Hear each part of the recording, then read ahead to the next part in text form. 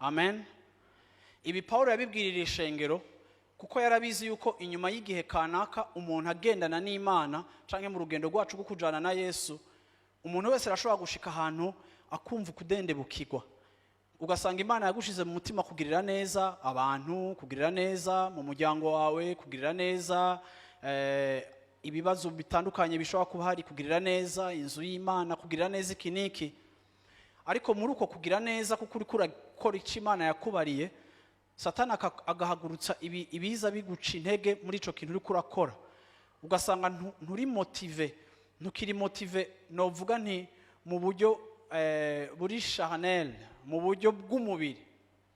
Mwibuke ko ijambo ry'Imana rivuga ko Adamu wa kera muri twebwe akwiye gupfa, hakabaho haleluya Adamu mushasha ari we Kristo.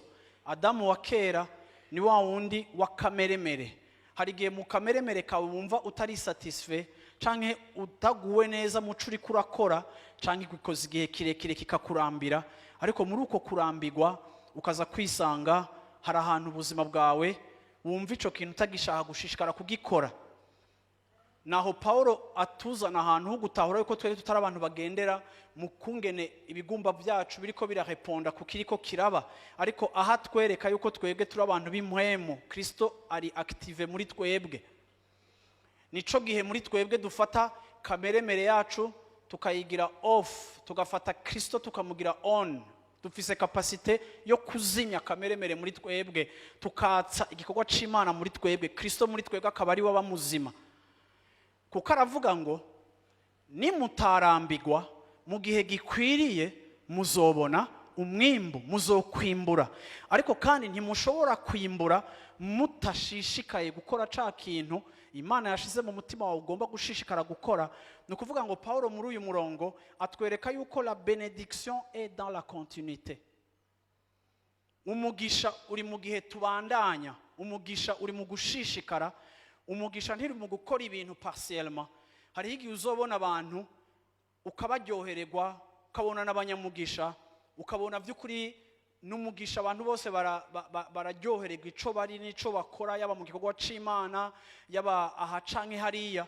Aho ugasanga umuntu inyuma y'igihe kanaka yadendebukiwe, ca kintu yakizimyemwo, yazimanganya, abantu bose bamubuza. Ariko waza kuraba kubera ko uyu muntu atashoboye gushishikara ca kintu yari karakora kandi yarabereye umugisha abandi, kuko iyo turiko turakorera abantu niho turi umugisha.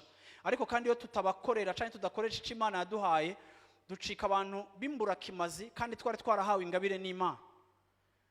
Ariko waza kuraba kubera ko uyu muntu atashoboye gushishikara kandi abantu bose barabona ko ico kintu akora ari ciza, ukaza kwisanga nuko yararambiwe, yararemerewe. Hariho kuremerwa, hariho gutegwa muri ca kintu wari kurakora, mwansi akaza akakuremera. Rimwe na rimwe hariho kutaronka ivyankenegwa, mwansi akaza akakuremera. Ugasanga umuntu ariko aricara ariko arazinga amaboko, ariko kandi ikintu yarari karakora ariko ico kintu ariko aratuberamo umugisha.